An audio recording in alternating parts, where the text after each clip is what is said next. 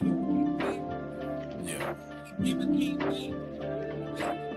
That shit ain't never come bite for real. Damn. Ain't no second chances. You can't come back in. We ain't cool, we can't be friends. Ain't no reminiscing. Why do I always be the bigger person? I just want someone to show me that I'm truly worth it. Got a lot of things that always go unnoticed. I'm too busy being judged from people who ain't really worth it. Yeah, I get played, I'm so hurt. Cause I wanna know the truth. Are we really a thing? Is it really me and you? Why did I trust people that told me TSD? The problem is you. Never thought that I'd be sitting with the shawty trying to talk a lot and get on. What's going on? What's going on? It's your boy Icon. And once again, we're here on 95 South TV. You know what I'm saying? I want to thank God for this opportunity because without him, there'll be no us. Next, I got my right hand man, your baby mama favorite host, Barry White Jr. himself, King Jacob. What's going on, brother? What up, my brother? How you doing?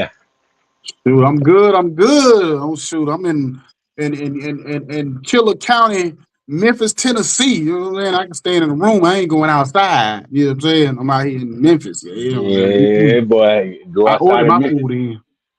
You Go know, outside of Memphis. Go outside of Memphis 10 if you want to. you know that. You know what I'm saying? So Yeah, anyway, bro, guess we go ahead and get started. You know what I'm saying, or whatever. What's the first topic of the night? man. The Carmelo Anthony verdict, and will black people boycott the Asian community?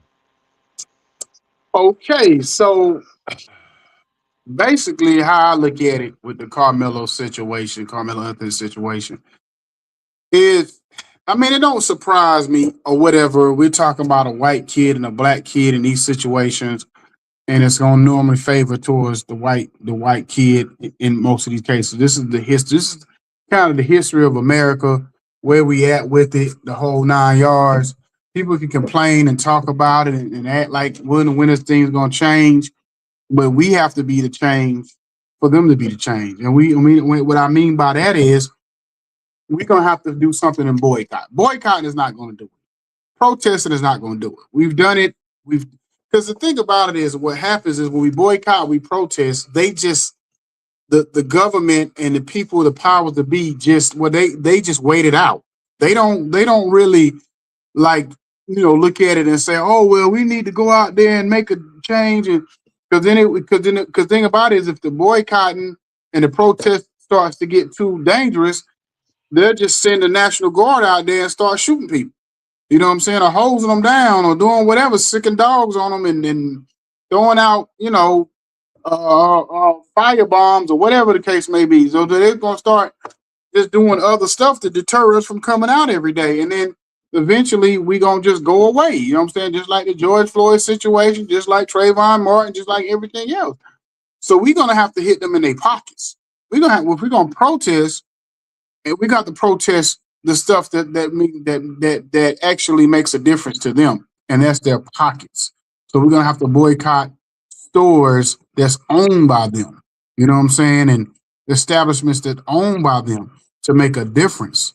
You know, but other than that, um, us boycotting isn't gonna make a difference to them one way or another. You know what I mean? Because they in our history, since the last time we really kind of stood on something, it's probably been like, I don't know, probably really the 70s or the 80s or something, when we really stood on something to try to make a difference. But for the most part, you got to go all the way back to shoot Martin Luther King and the bus boycott and that whole movement.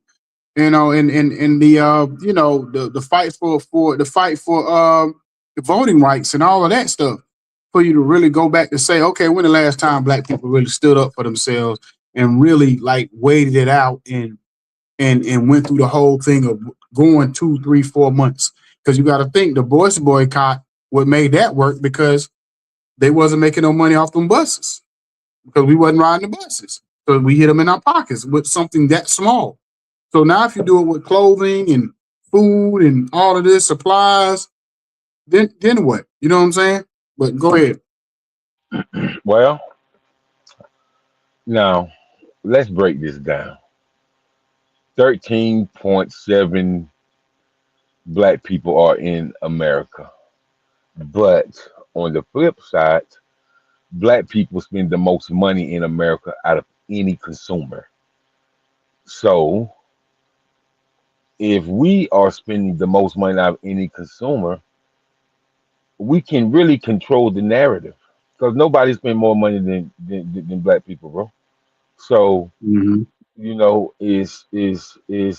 and I've seen some cases where in some cities that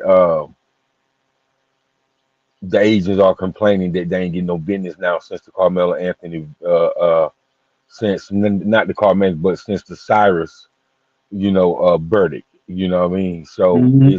it's going around, but it's not nearly enough. I seen a lady in South Carolina was talking about ain't nobody coming to her hair store no more since this verdict, and she ain't have nothing to do with it.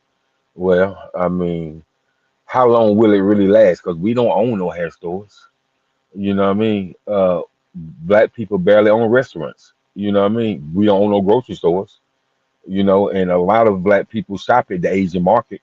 So how long will this really last? You know what I mean? And and with the whole Carmelo Anthony thing, man, yeah, I don't want to see no child get killed, but I don't tolerate bullying. These twins have uh, uh, uh, a way that people been talking about. They've been bullying people for a long time, and even some white parents spoke up. So my thing in the school system, just because they were standout athletes on the football field, why did the school system let this ride? And just because they family got money, why did you let this ride? And now the education system is looking crazy. Is because they under fire because this happened, on school premises. But when you already knew what the situation was and you did nothing about it, so how much accountability should the school take, or would they take any accountability?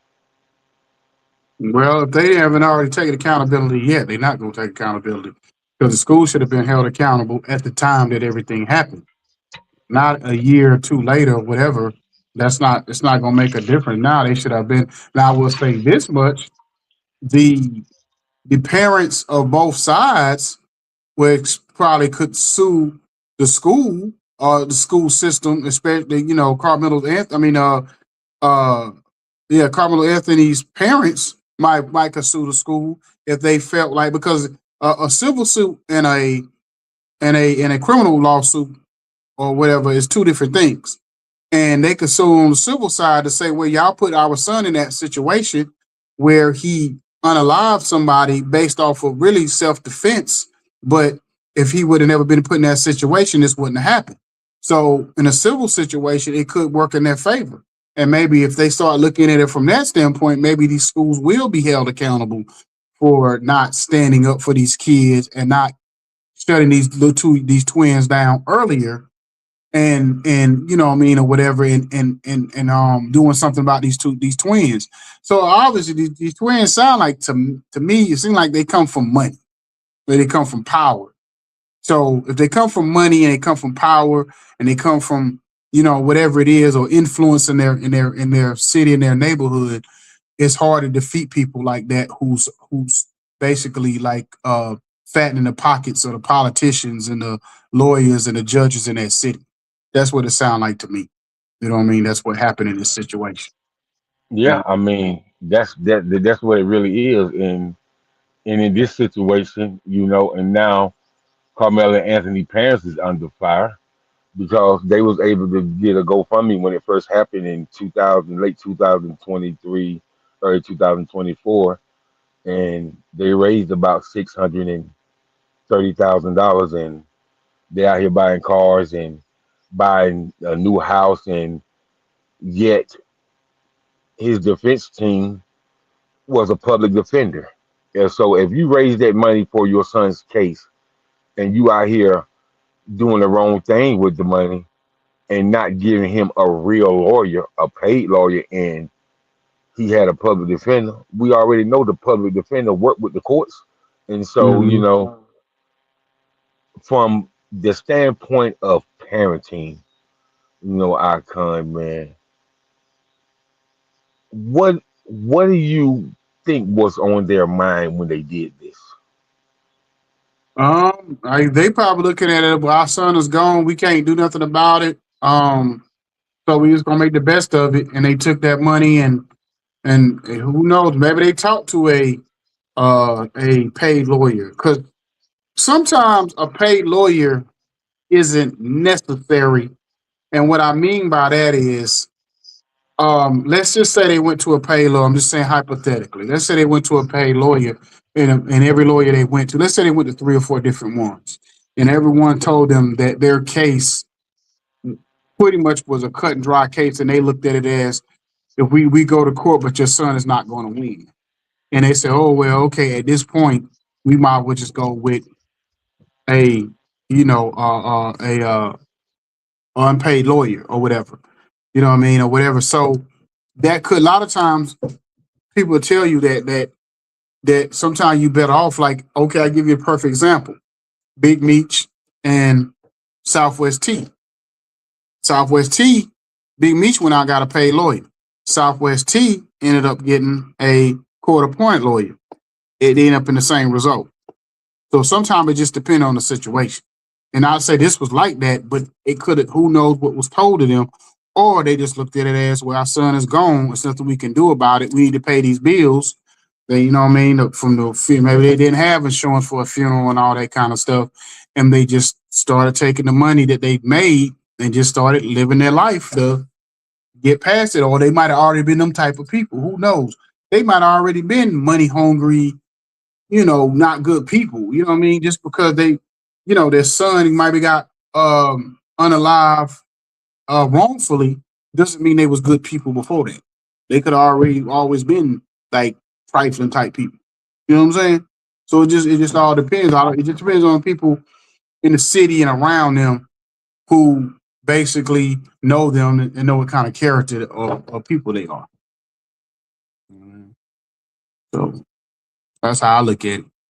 So, but on the other side on the flip side of when you talk about the Asian community and the whole boycott, when you get into that part, when the lady said that they was boycotting her and she had nothing to do with it, and I'm gonna say I call BS, and I'm gonna tell you why, Jeff. I call BS because Black people, we're the most forgiving people on the planet, and if people were going to her establishment and her establishment was doing a great job and had great customer service and doing what she's supposed to do, Black people are not going to boycott you if you wanted it, if they feel like you good people. We the type, if we got like white friends or we got Asian friends, or we got, I don't care, Mexican or Puerto Rican friends, whatever the case may be, if somebody wronged us from another race, from their race, we're not going to stop being friends with the person who people in that race is doing right by us. That's not how Black people operate. So in other words, this lady, I'm calling BS, because if they just up and stop going to her establishment just because, you know what I'm saying, because of what happened, then that means she was already culpable for something. She already did something where these people in this community, in this city, didn't like what she was doing. You know what I'm saying? From customer service to whatever the case may be. That's why she got boycotted. You know what I'm saying? Okay. Well, moving on now. Now this is something that a lot of people don't ask, on these type of shows that we do.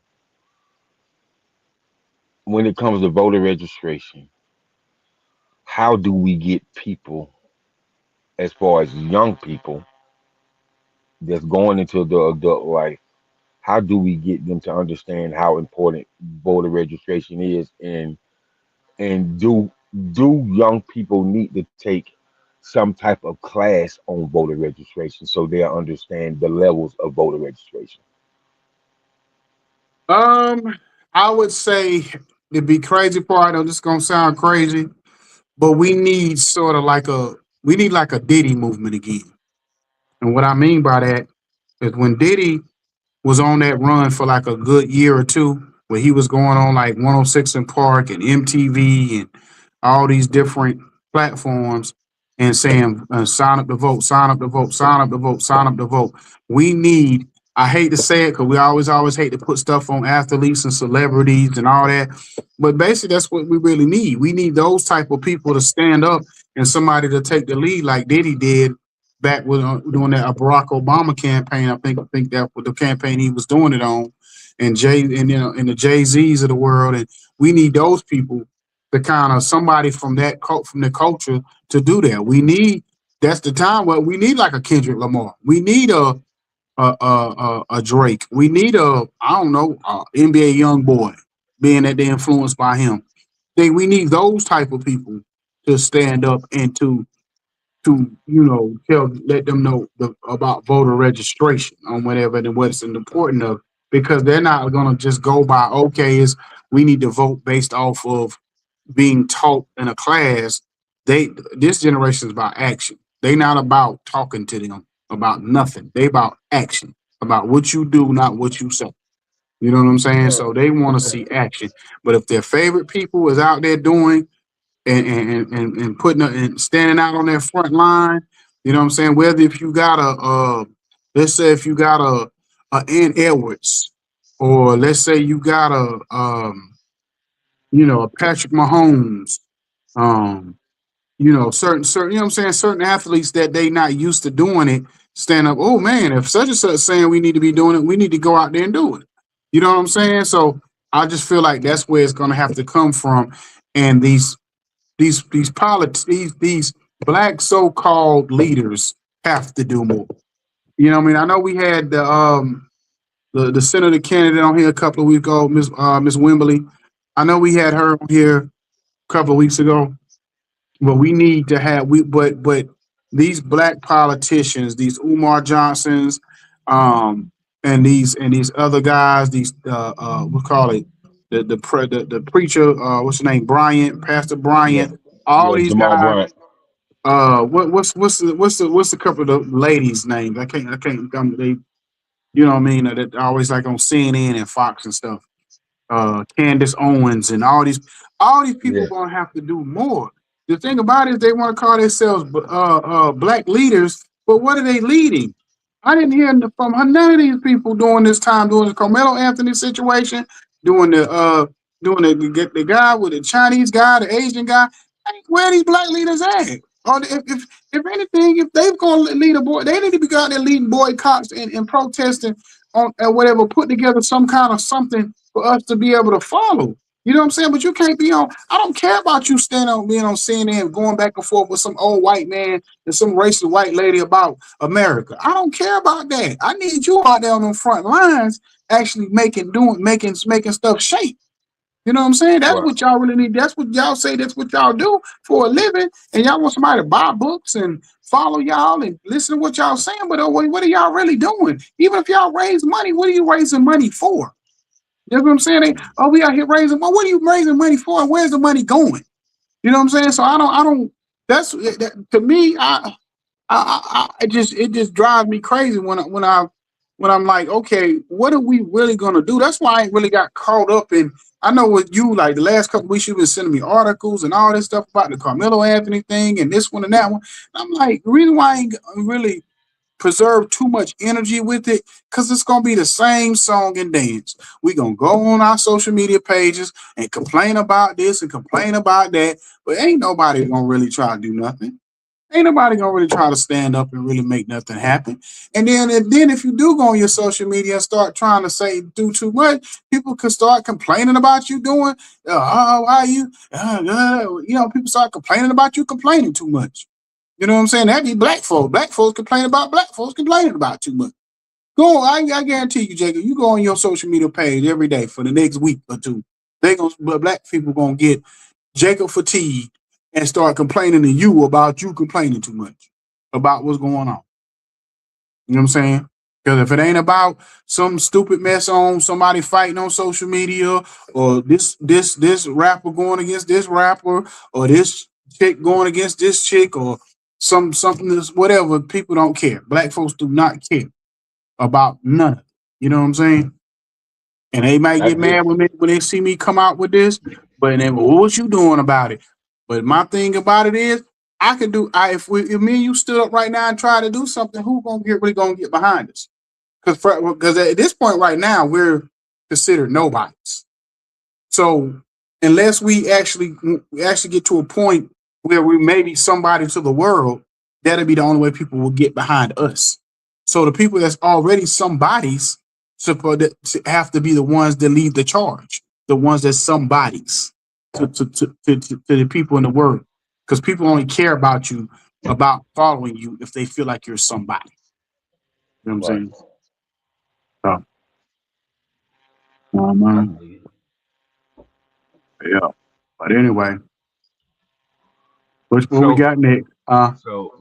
next topic, you put a post out there about pastors. Uh, you haven't experienced a good pastor in a very long time, and I seen some pastors come through your comments. They was kind of offended. So man, let's talk about that post you put out there about your experience with pastors. hmm Well, I'll say this. Um, I say this. So when I put out the post, um, I was venting about something that happened close to home with a pastor. And over the last couple of years, I have not a couple of things. I've not necessarily been directly involved in some of the stuff, but I know some of the things that have happened to with pastors that I've known very closely, with other people that I've known. And so it's becoming this trend of, the pastors that have dealt with in the past, seem to be doing the right thing and following God. And so you had no problem following those pastors. But then it got to a point where every pastor that I've started to encounter had every pastor gonna be flawed. Every person gonna be flawed. But different than being flawed and having no integrity, having no any morals. You know what I'm saying? Being self-righteous, being all about who you are and what your movement, and taking scriptures out of the Bible that benefit your word, because you're trying to use that particular word in the Bible to be able to get what you want. You know what I'm saying? I was in a church where when we got there for the first couple of years, when it was time to pay tithing and stuff, you just walked up there, you paid the tithing and sat down. It wasn't a big thing about it. Then it got to the point where, because their money started getting low, because their finances were low, then all of a sudden we got to go through this whole thing of talking about tithing and trying to make people and guilt people into giving money. Because most of the time when pastors and churches go through a whole thing where they try to read a scripture and read a passage and do all that other stuff right before you give, and try to make it seem like if you don't give, you going to hell, and all hell gonna break loose in your life. You know what I'm saying? That's a money grab. That's not really that. They're not being genuine at that point. They're looking for a money grab when they try to guilt you into giving tithes. Because most people that really have it or want or really, like, into church and Christian and religious and really about the word of God and about God's business, they're gonna tithe anyway, or they're gonna give their offering anyway. You don't have to guilt them into it. But a lot of these pastors guilt people into stuff. Then you get pastors out here that's stealing money from their congregation. You get these pastors out here that's sleeping around with their congregation. You get these pastors out here, and then in the real world, you see them out and they're drinking and drugging and doing all kind of stuff in the real world. Then you go to social media, and all these mega prayer pastors are coming down and falling like a house of cards with some of the stuff they're doing.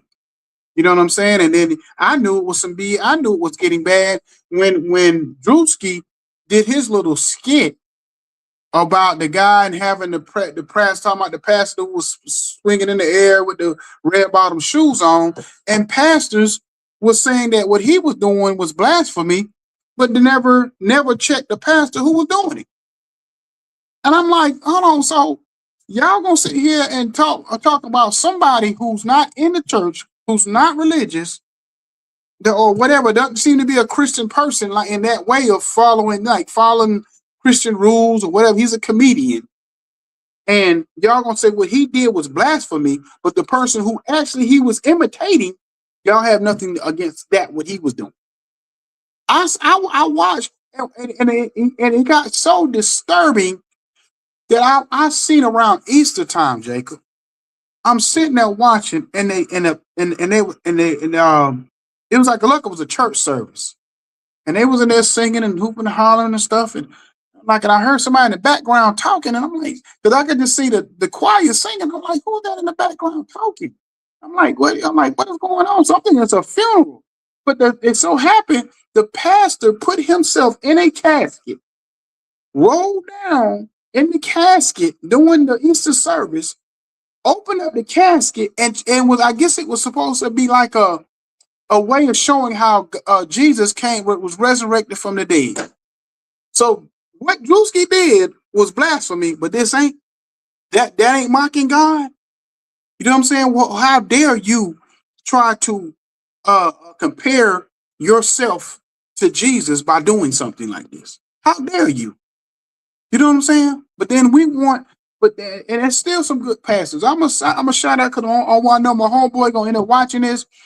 My boy here hit me up a few weeks ago, and he was like, man, Icon, he's like, man, I know you smarter than that not to think there's no good pastors yet. And I said, bro, I'm not saying it. I said, but hit dog will holler.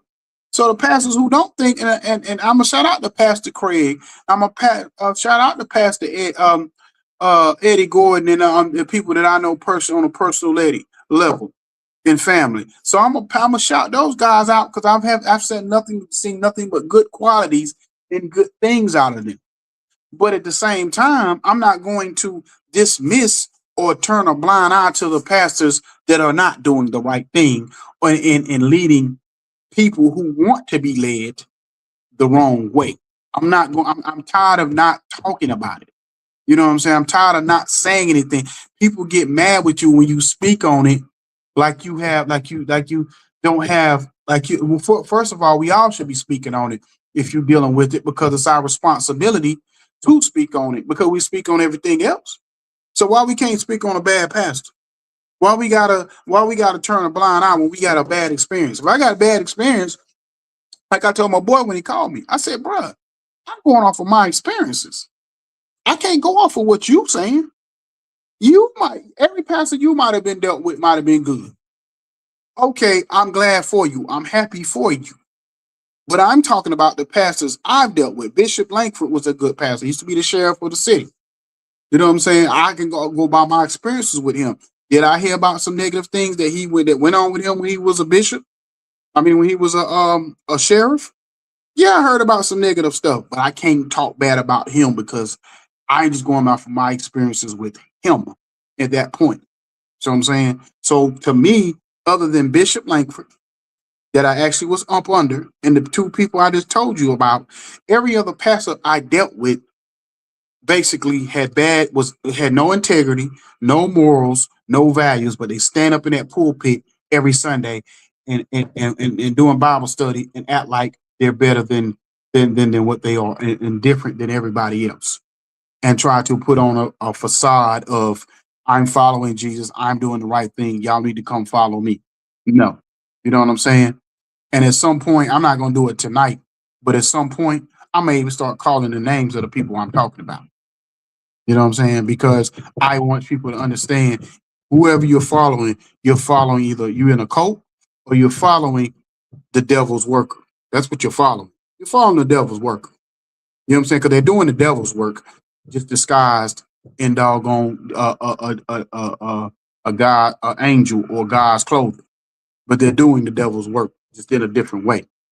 But that's just my 2 cents on it. Boy, you said a lot. You said a lot. You dropped nuggets after nugget after nugget after nugget. Uh, uh, uh, uh, uh. It seems like I kind of got a book title in my head that you might could write. Why you can't trust pastors? Oh my goodness, have mercy, Mm-hmm. and have mercy. So Man, that's a lot, and a lot of people go through that. I remember Icon. I had a conversation with some friends I grew up with about Eddie Long, and they was like, "Nah, Jacob, you can't be saying that. You know how people try to just throw the pastors under the bus and." But I said, man, like it's no way that that many young men have came forward and said he touched them, and all of them have the same story. And Hmm. so, was you living in Atlanta at the time that Eddie Long was getting accused? Yep. Yep. And I then the know. thing about it was the most of his congregation was standing behind him and saying that he didn't do this and he didn't do that. And I said, and I tell people, I said, I'm gonna tell y'all something. A man is not going to say another man touched him for money if he didn't do it. He just not gonna do it. Not a man of any kind of integrity. Now maybe one or two of them, maybe, but I only can't remember how many it was. But Audi, no, that's not gonna happen. You know what I'm saying? Because the only thing different between that and the Michael Jackson situation, they was talking about these were little boys that their parents kind of brainwashed them to kind of say, "Oh, Mike touched me." But we were talking about these men grown, just like the Sandusky case. By the time these men came forward in the Sandusky case, they were grown men. They were grown, they were men then, but they was even older by the time they came out. So you think grown men gonna say another man touched them, you know what I'm saying, just for a money grab? You know what I'm saying? You gotta deal with the scrutiny and the people dogging you out. So yes, I believe Eddie Long did something to these kids. I don't care what people talking about. Oh, I don't believe it. Da, da, da. Just like I wasn't there, you wasn't there either. But do I believe men will come out and say somebody touched them like that? No, not no man. No, that ain't gonna never. No, women may do it, and I hate to say it like that, but women will do it. But then a different situation because you're talking about a man dealing with a woman. You know what I'm saying? It's opposite sex, but another man telling another man touched him like that? No, Yeah, no, I don't see that happen. You know what I'm saying? yeah, Unless something happens. I know it was crazy, man, everywhere because everybody respected Bishop Eddie Long so much, man, and when it really hit the news and stuff like that, and it was everywhere, man. I had people call me from New York, DC, Philly, Jersey, and they just want to talk about like, man, this is crazy, man. And I was like, man, well, a lot of times, man, these things happen inside the church, and church is a place that's supposed to be sacred and bring you peace and bring you joy and bring you the love and the word of God, man. But behind those closed doors, a lot of times you don't know what's really going on. And Bishop Eddie Long, man, I until to this day, a lot of people that I know that was in that great Atlanta metropolitan area, they said it's true. They was like a lot of people didn't believe it, but a lot of people did. And then look at it like this. And I always say this: karma is something else. Think about after that how happened, how quickly he deteriorated and passed away. Think about that. You know what I'm saying? You right. You're absolutely right, though. You're absolutely right. So it to me, I just and to me, what's different between a Catholic pastor that gets blamed for the same thing, and Catholic preachers are even put on a higher regard than your basic Baptist or Methodist pastor, or you know what I'm saying? Like a Catholic preacher is if they was the kind of rank pastors, I know they don't really you don't rank them like that, but if in the society when they rank pastors, you got the Pope, then you got like the Catholic, then you got like the Jews that are going it call kind of fall from like you know what I'm saying? It's like levels to it in people's eyes. You know what I'm saying? Right, So I right, just feel right. like if they can get accused of something and get found out to be doing something to little boys and stuff like that, why can't a Baptist preacher or a Methodist preacher or non-denominational preachers or whatever how are they exempt? You know what I'm saying? It just doesn't. It just like the whole thing with TD Jakes And me and my mom had a big argument about it. And I said, and my mama said, well, you know, he human and this, that, and the third. And I said, well, mama, all these pastors human. But if I'm sitting at a bar having a drink, and my pastor's sitting there beside me having a drink, what am I going to Sunday to go to listen to him preach for? I'm at the strip club and he at the strip club. What am I at the preaching for? So if we had a Diddy party or anybody's party, and I look over and see Creflo Dollar there, well, how you know he wasn't in there praying for people? Really, mama? Creflo, so you gonna really tell me, I mean, not Creflo, TD Jakes is gonna be at a Diddy party with all this wild stuff going on, with his reputation and with him, you know, because his reputation will be on the line. You think anybody gonna really believe that, and you ain't never had one person ever say that, Jacob, man, I was at the Diddy party and TD Jakes walked in, and you know what? We had to end up shutting the party down. We had to leave because he literally stopped the party and started praying to everybody. You know what I'm saying? You ain't never heard a comedian or the comedian like a Kevin Hart or other people that's been there and talked, you know, has been there, or Jamie Foxx. You don't think they would have made a joke about it and they stand up about TD Jakes being at the party and he shut it down by praying to everybody? Instead, they keep his secret safe or And whatever. then the picture I seen, he was at the party. Him and Diddy both had on all red suit. I was like, oh my. Of all colors, red. You know what I'm saying? Yeah, Of I guess all colors, Diddy. red. And I'm I not guess saying he Diddy. done anything sexual with Diddy or Well, anybody else. But maybe not, but I guess Diddy told him to take that. I don't know, bro. and then that fake and that fake alleged heart attack he had on stage, I wasn't buying it. I wasn't buying it, not one bit. Now on people, oh, he had it. Okay, whatever. That was sympathy. That was a sympathy. That was a PR move. You know what I'm saying? That was a distraction from what was going on move. That's what that was. That wasn't no doggone, you know what I'm saying, what y'all trying to make it out to be. That's why I ain't never trusted mega churches, because I always said, I remember we had the show with the senator again. And I was telling my homeboy this, and I said, listen, I'm gonna tell you something. If Jesus had $1 trillion and he walked through any a city at the time that he was on this earth, by the time Jesus got from I don't know how many people was in this in these cities that he was in, but let's just say a city had 1,000 people in it or 10,000 people. By the time Jesus walked from one end of the city to the other end of the city, you think Jesus would still have money in his pocket? Oh, I know you had fell off. Yeah, I fell off, but yeah, man. You're right. But you hear what I said? Yeah. That was sympathy. Huh? That was sympathy. No. I was saying what I was saying on the last point, and I told my homeboy this, and I'll let you jump back in. I said, think about this for a second. I said, this is why I don't trust mega preachers. And I don't think no preacher, because even Tupac talked about this when he was alive, about basically preachers shouldn't be having that kind of money. No man should be worth that kind of money. That these people be worth in 40, 50, $100 million or whatever the case may be. You know what I'm saying? Or whatever, and call themselves like helping. So just imagine, Jacob, if you was in Nazareth, let's say Jesus in Nazareth, or he in some whatever, Egypt or whatever, some Jewish country, whatever, Jewish city. And he walked from, let's say it's 10,000 people in that city. And Jesus had, let's just say he had $100,000 in his pocket.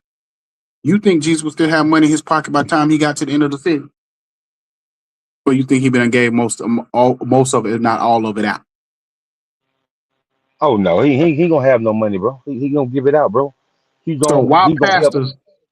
So you know, Creflo Dollar Church sits in off of Old National Road. You know, Old National is one of the most poverty-stricken streets in Atlanta. Always And you have gotta, been. so how are you worth $30-40 million and you own a street in a city with nothing but poor people?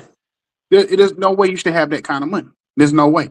You should be gave out most of that money. You should be paying. Should be paying rent for everybody in that city, if that's the case, in that neighborhood, and in that neighborhood alone, everybody rent should be paid. There should be no homeless people. If you in a mega church in a poor community, there's no way there should be poor people on that street. The most you might have is drug addicts or whatever, going up and down that street. And we should see y'all going up and down the street all day long, trying to pull them into your congregation to get them help. But that's about it. But you should have no poor people, no homeless people walking up and down that street. And in Atlanta, period, shouldn't have it anyway. You know how many mega churches there are in Atlanta? So there should be no poor people in Atlanta. None. Yeah. When y'all making $30-40 million a year. Well, not only Atlanta, but I don't think it should be poor people in America, period. We're talking about one of the most wealthiest countries on earth. Everybody from other countries say America is the greatest land that you ever can enter. But we got 74,000 homeless veterans. That makes no sense. But that's a whole nother conversation, man. But I just want to say this before we get out of here, man. We got the World Cup going on, and a lot of people, especially the Latino community, people from Mexico, people from Guatemala, people from El Salvador, they're nervous about playing. They came to play, but they're nervous, and people are saying that their head is not always together because they feel like it's gonna be a mass agents of ISIS coming to deport them. You know what I mean? Because a lot of the people that's playing in the World Cup, they already have family ties to America, and a lot of their family in America is coming to the World Cup from Arizona, from California, just everywhere, just coming to see them play. So do you think that's something that they should be worried about, or no? Based on the way ICE has moved, yes. But they probably wouldn't do it until the end. Because if they do it now, they're gonna cost America a lot of money. You know what I'm saying? Because you got to think the World Cup is in Atlanta, Seattle, I think LA, I got the other cities. So it's about 6-7 cities in America, I think, that the World Cup is in major cities. So if they go grab them up now, they're gonna lose money. So what they may do is right before, let's just say the last day of the tournament, they may go start grabbing folks up then. You know what I'm saying? So that could happen. I wouldn't put it past ICE at this point. The stuff that ICE have done, like ever since I seen the situation when I just happened to be in Chicago and I was getting a detail at a shop and I was watching the news. And this lady, she worked at a daycare center. And they, you know, in the morning when you bring your kid, when the parents bring their kids and drop them off to go to work or whatever, ICE came in there almost like SWAT to grab this lady that was going to work at the daycare center. Had the kids scared, the parents was scared, you know what I'm saying? Because they done busted in here to get this lady to deport her. First of all, y'all could have got the lady at her house because y'all already knew where she stayed. Or if nothing else, y'all could have had one agent or a couple of agents go to the office of the, you know, the manager, the store owner, a manager, whatever, of the daycare, whoever, and say, we need to talk to blah, blah, blah. And then y'all bring her in the office and then y'all escort her out, maybe out of a back door or something, so the kids won't see. You know what I'm saying? So when I seen that, I knew ICE would do anything and everything they wanted to and could to make an example out of folks and deport folks in any means necessary. So I almost truly believe that if that was to happen the last day of the tournament or the day after the tournament, then yeah, if I were these folks, I'll be on the first thing smoking. You know what I'm saying? As soon as that last doggone that clock strike whatever 0 on the championship game of the World Cup, if I was every foreigner, I would get the hell out of Dodge. You know what I'm saying? And you get gone because ICE may show up and try to take these folks out of here. I believe ICE would do that.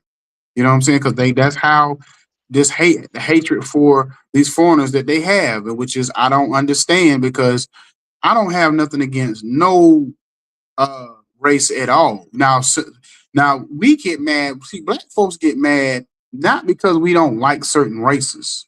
We get mad because we've been sitting here begging and asking for stuff for 100 years about the way y'all treat us, and then just like the last time we boycotted, y'all gave the Chinese more than what y'all gave us. LGBT community really just started complaining about stuff maybe about 15, 20 years ago, and in the last 4 or 5 years they got all these rights. But when it comes to black folks, we can't get nothing. You know what I'm saying? Y'all throw little crumbs at us every now and then to make us, especially around the election or something, but y'all won't really do nothing to do right by us. That's why we get mad. You know what I'm saying? We ain't mad at the race. We mad at the fact that y'all doing something for other races. Other races come over here to this country. Foreigners come over here and they get all this afforded to them. I'm thinking one time they was giving them like $10,000 to go out and start businesses and a certain amount of money to be able to get homes and all this other stuff. So y'all created this monster, let these people come over from other countries. Now all of a sudden y'all want to get rid of them. But y'all gave them incentive to come here. That'd be like, Jacob, that'd be like if we had a subscription for our a paid subscription for our show, and then once we got a certain amount of people, we start doing things that deter them from staying subscribers. You know what I'm saying? So what was the whole point? You know what I mean? So bro, I could see it. I definitely could see it. Well, man, I just hope it don't happen, man. But you know, you really never know. You know, when you got MC Dump in the office. Yeah, for sure. But anyway, bro, we had a great night. Another great episode. Talked about a lot of great things. Next week, just stay tuned, y'all, because we got something in store for y'all. You know what I'm saying? Because things about to take another boost for us, man, and whatever, you know what I mean, about what we got. We always moving and shaking. Me and my brother always got something in the pot. So, but anyway, so I kind of let me say this. I got a call today.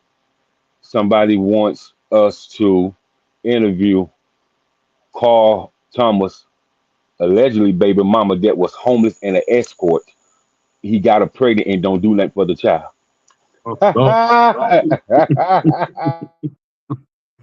Oh man! Oh Lord! Okay. Well, hey, all I can do is say, hey, you know, I interview anybody about anything as long as it makes sense. So hey, let's get it. But anyway, that's it. I will end it there. Ain't nothing else to say. God bless y'all. See y'all next week. Peace. Peace.